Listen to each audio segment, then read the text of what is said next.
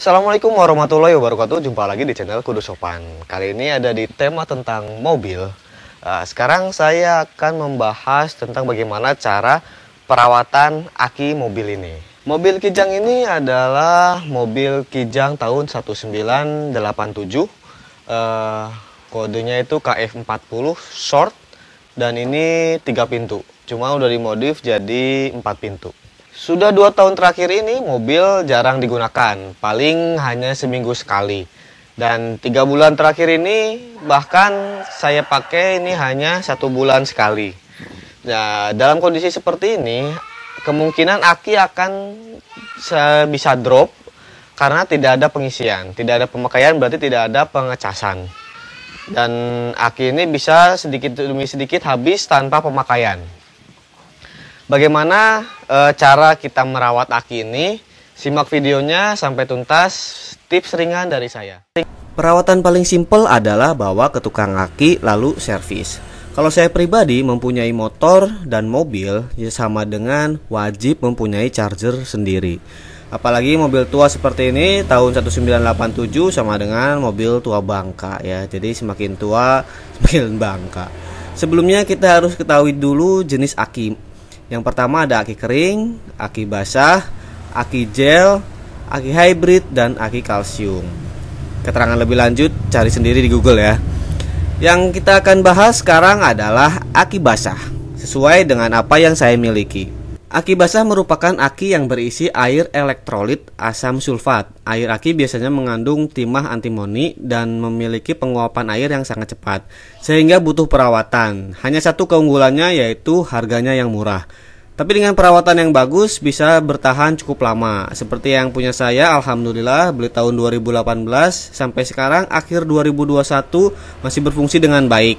Ini karena perawatan yang saya lakukan minimal 3 bulan sekali. Aki yang saya gunakan adalah tipe GS Hybrid N50Z yang ada indikator kondisi aki. Merah berarti kurang air, putih bening kurang setrum, dan kalau biru itu kondisi baik.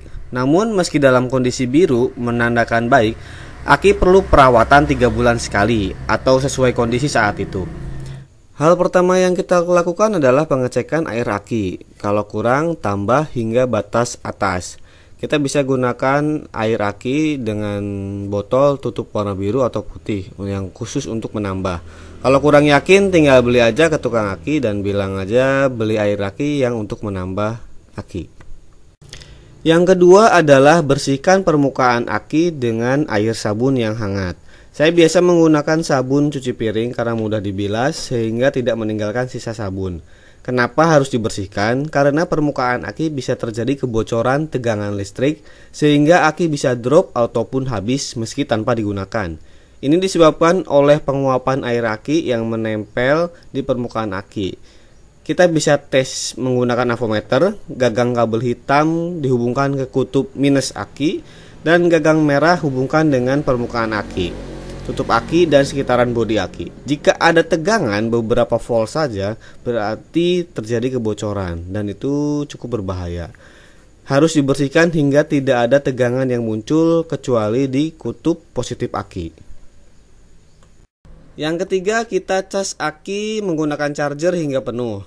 Saya biasa menggunakan setelan arus charger yang kecil saja antara 3 hingga 4 ampere dan tunggu hingga 1 hari penuh 24 jam supaya aki tidak cepat panas karena fast charging dan mengakibatkan umur aki menjadi pendek. Yang keempat, setelah selesai mengecas selama 1 hari, kita bersihkan lagi permukaan aki dan juga tutup aki menggunakan sabun dengan air hangat. Setelah itu bilas dan si aki siap kita gunakan kembali di mobil. Kita cek lagi menggunakan avometer apakah ada tegangan yang bocor lagi, dan ini hasilnya bersih ya. Hanya ada 0, jadi itu dianggap wajar. Cara simpel ini mungkin sebagian orang merasa ribet karena harus bongkar pasang aki di mobil, apalagi berat aki lebih dari 5 kilo. Tapi percayalah kalau cara ini membuat umur aki jadi panjang dan kita pun tenang. Kalau disuruh milih mana yang lebih baik antara aki kering dan aki basah, saya jawab sih aki basah. Karena kita ada kerjaan tambahan, mengurus mobil kesayangan dan tidak dibiarkan saja. Dia sering dipakai tapi tidak diservis.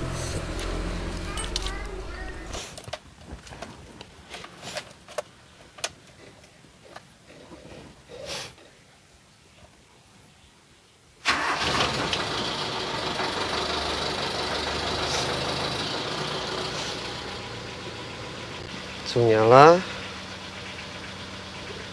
Ini saya di sini pakai voltmeter ya, ngecas di 14,4. Nah, oke, jadi seperti itu kita dalam maintenance aki ya.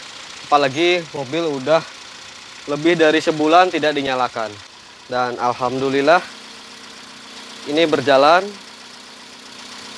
Kemarin sebelum masih sebulan gak dipanasin itu ini kotor sekali ya, nggak bersih ini. Jadi kita bersihkan supaya tidak ada kebocoran dan mungkin bisa bertahan berbulan-bulan lagi asalkan masih bersih. Kalau misalnya kotor, kemungkinan kebocorannya ada. Nanti konslet walaupun tidak dipakai tapi si akinya habis. Ya, cukup sekian. Semoga bermanfaat untuk kalian dan kita semua tentang perawatan aki ini. Wassalamualaikum warahmatullahi wabarakatuh.